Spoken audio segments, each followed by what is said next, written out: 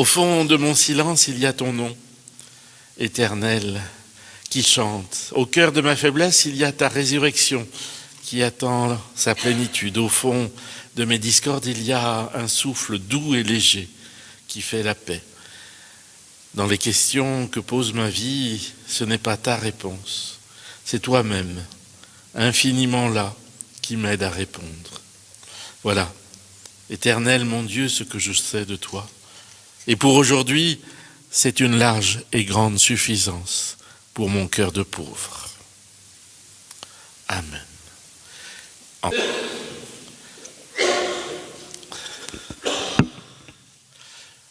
Nous prions avant de lire la Bible et pour vous dire à quel point la liturgie est intemporelle, c'est une prière qui date du IVe siècle, donc ça fait 325, quelque chose comme ça, après Jésus-Christ, écrit par un homme qui s'appelle Jean Chrysostome. Chrysostome, chrysos en grec c'est l'or et stoma c'est la bouche. Vous allez chez le stomatologue. Voilà. Et c'est donc Jean Bouche d'Or. Fais luire dans nos cœurs la lumière incorruptible de la connaissance de ta divinité. Ô Éternel, ami des humains, ouvre les yeux de notre intelligence, que nous comprenions ton message évangélique. Inspire-nous aussi la crainte de tes saints commandements, afin que nous menions une vie spirituelle, ne pensant et n'agissant qu'à la seule fin de te plaire, car tu es l'illumination de nos âmes et de nos corps. Ô Christ Dieu, nous te rendons gloire avec ton Père éternel et ton Esprit très saint, bon et vivifiant, maintenant et toujours, et dans les siècles des siècles. Amen. Après avoir ainsi parlé, Jésus partit en avant sur le chemin qui montait à Jérusalem.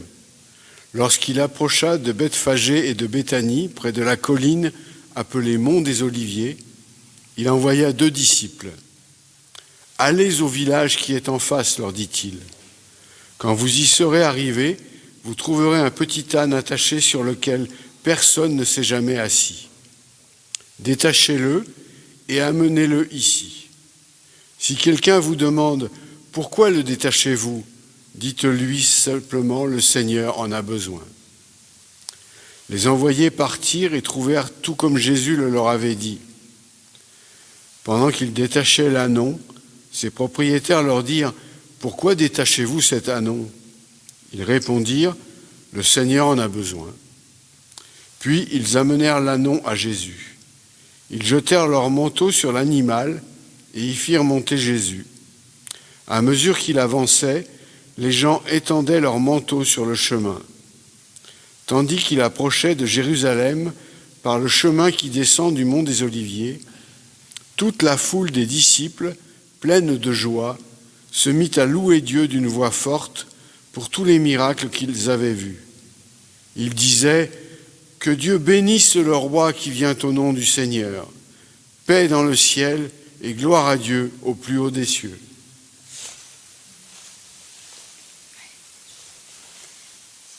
Quelques pharisiens qui se trouvaient dans la foule dirent à Jésus « Maître, fais taire tes disciples. » Jésus répondit « Je vous le déclare, s'ils se taisent, les pierres crieront. » Jésus pleure sur Jérusalem.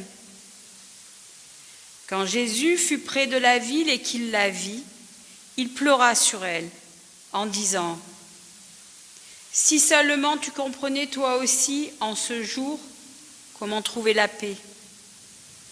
Mais maintenant, cela est resté caché à tes yeux.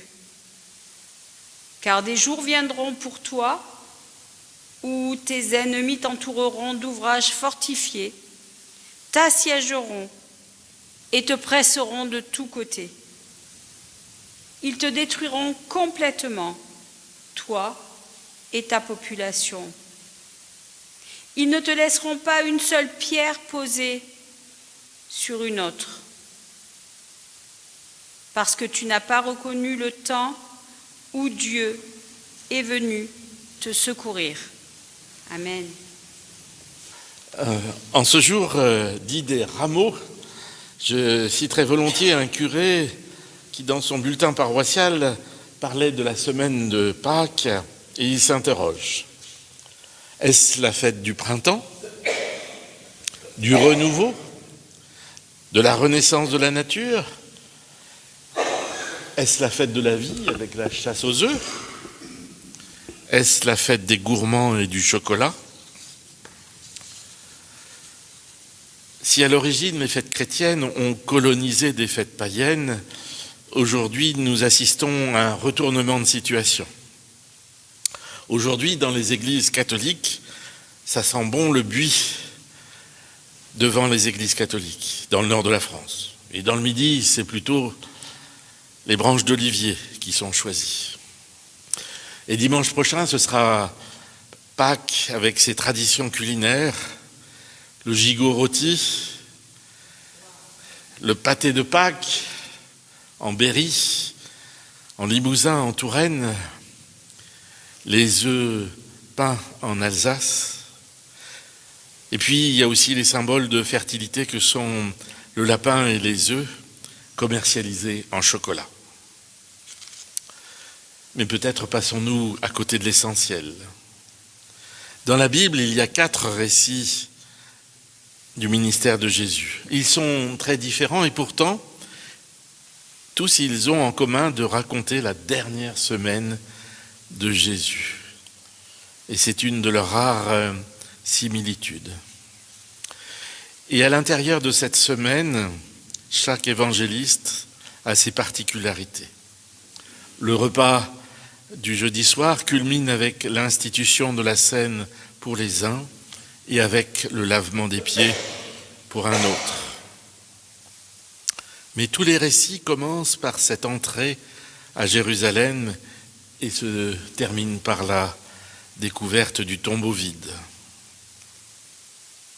Manque de chance pour nous, il n'y a pas de rameau dans le texte que nous avons lu. Les protestants ne bénissent pas d'objets, mais en toute rigueur, pour être fidèles à la Bible, aujourd'hui, il faudrait bénir nos manteaux, les vêtements du dessus, ceux que la foule avait retirés pour les placer sous les pas de l'agneau. C'est un détail, j'imagine, avec malice, les gens qui font bénir leur manteau à la messe et puis ensuite qui l'accrochent au-dessus de leur lit, à côté du crucifix, pour se souvenir de cette semaine sainte. Ça ne veut pas dire que je ne suis pas superstitieux, que je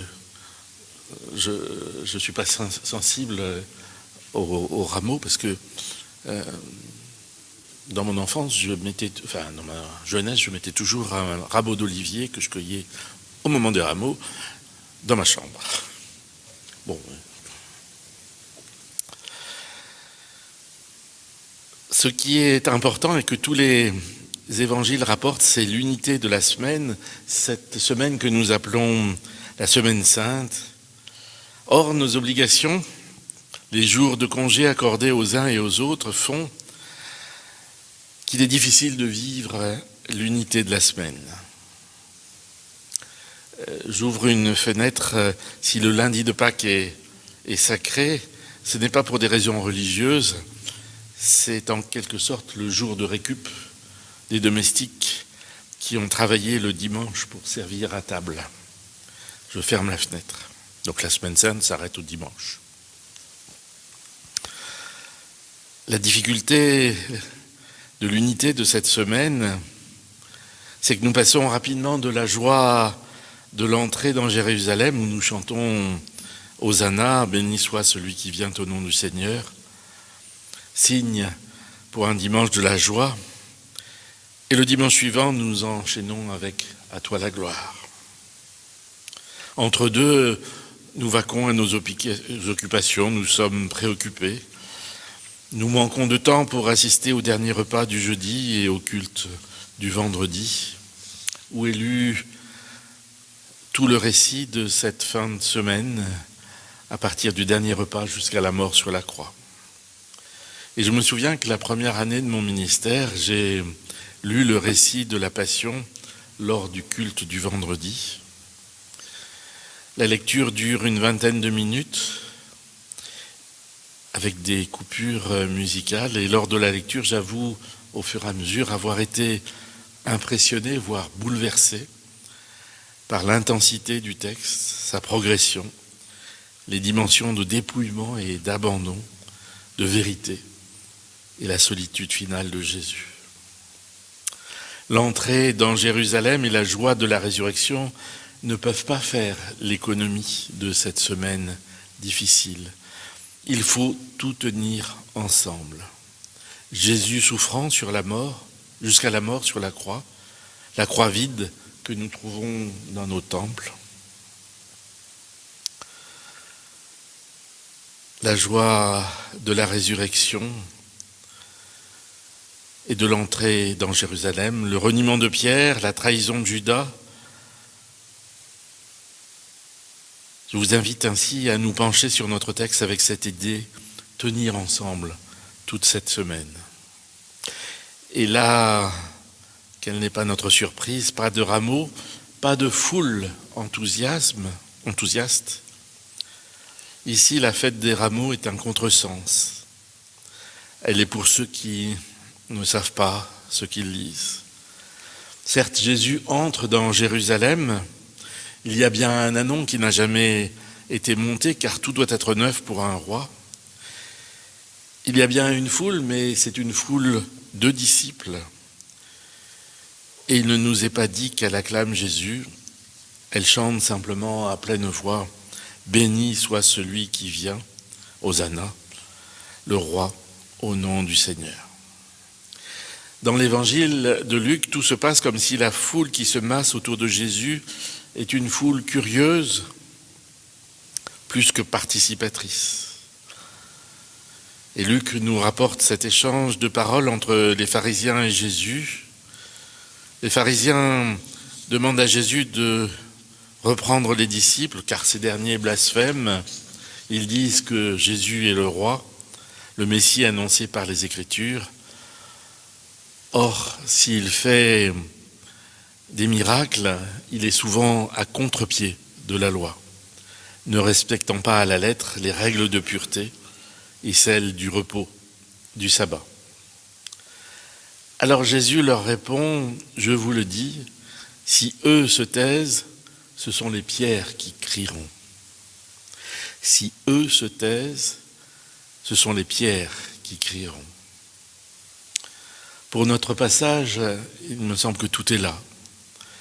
Dans cette phrase, il se trouve l'échec de la prédication de Jésus à Jérusalem. Jérusalem n'a pas reçu la bonne nouvelle que Jésus est venu manifester. Jérusalem est la ville qui va crucifier celui qui était annoncé par les Écritures. Notre passage marque la fin de quelque chose. L'évangile de l'enfance annonçait le programme de Dieu. Jésus est venu dans le monde pour apporter la paix à celui-ci et pour sauver son peuple. Cette paix que les anges proclamaient sur la terre est maintenant réservée au ciel. Le peuple d'Israël n'a pas reçu son Messie roi. Jérusalem n'a pas reconnu le temps de l'intervention divine. Alors les pharisiens demandent à Jésus de faire taire ses disciples enthousiastes. Le projet de Dieu pour son peuple a échoué et la destruction de la ville et du temple sera une des conséquences. Luc fait état d'un échec, la prédication de Jésus, échec du plan de Dieu pour son peuple qui reste libre de le suivre ou de l'abandonner. Le séjour de Jésus à Jérusalem sera marqué par une suite de controverses avec les autorités religieuses. Les pharisiens, dont Jésus était relativement proche, cèdent la place aux Sadducéens, les scribes et les prêtres, et Jésus finira sur la croix. Mais cet échec, constaté bien avant l'entrée dans la ville, ne l'empêchera pas de continuer à annoncer ce message de paix à son peuple. Pourquoi ? Parce qu'il était qui il était, que son peuple le reconnaisse ou non. Je vous le dis, si eux se taisent, ce sont les pierres qui crieront. Jérusalem, c'est le monde qui ne reçoit pas la parole de paix de Jésus, ce fameux « la paix soit avec vous » que Jésus ressuscité annonce aux disciples dans la chambre haute. De ce fait, cette parole de Jésus prend une toute autre valeur. Si eux se taisent, les pierres crieront. Cette phrase devient une formidable parole d'espérance. Souvenez-vous d'une des dernières paroles de Jésus, ressuscité dans l'Évangile. Tout pouvoir m'a été donné sur la terre et dans les cieux. Allez donc de toutes les nations, faites des disciples, les baptisant au nom du Père, du Fils et du Saint-Esprit, et leur apprenant à garder tout ce que je vous ai prescrit. Et moi, je suis avec vous jusqu'à la fin des temps. Et si nous sommes ici aujourd'hui, c'est que ça a marché. Les disciples ont parlé, ils ont fait leur part du boulot, ils ont témoigné. Jusqu'à aujourd'hui, où les plus anciens témoignent aux plus jeunes, mais pas que. N'avez-vous pas remarqué le nombre de fois où nous sommes pris à contre-pied ? Les moniteurs et les monitrices ont bossé leurs réunions avec les enfants et ce sont les remarques des enfants qui les enseignent. Vous allez visiter une personne en fin de vie, lui apporter du réconfort, et en fait c'est elle qui vous donne de l'espérance. Ils sont tous disciples, eux aussi. Un jour, un disciple, un enfant du catéchisme m'a demandé « Mais alors, nous aussi on est disciples ?» Je leur dis oui. Il s'est écrié « Mais c'est cool !» Et oui, c'est cool pour nous. Je vous le dis, si eux se taisent, ce sont les pierres qui crieront. C'est une bonne nouvelle que nous recevons aujourd'hui avec ces mots d'un jeune, c'est cool. La grâce et la paix nous sont données par-delà les refus, par-delà les infidélités, par-delà les incompréhensions et les paradoxes. Mais quand nous les recevons, c'est cool. C'est cela, la joie que nous donne le Christ. Amen.